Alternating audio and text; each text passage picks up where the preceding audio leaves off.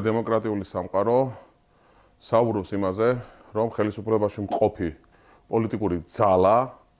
ახორციელებს ტერორს, შანტაჟს, კონსტიტუციის გარანტირებული უფლებების შეზღუდვას საქართველოს მოქალაქეების მიმართ,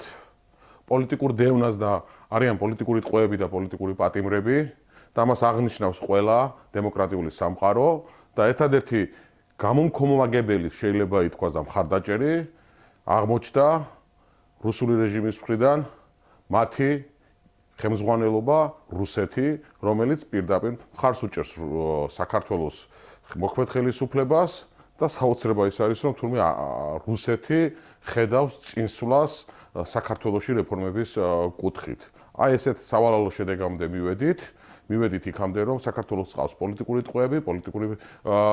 პატიმრები, საქართველოში ადამიანის უფლებები ფეხქვეშა გათელილი, ხალხს დაძდევენ უკვე ტროტუარზე შეკრების გამო, რაც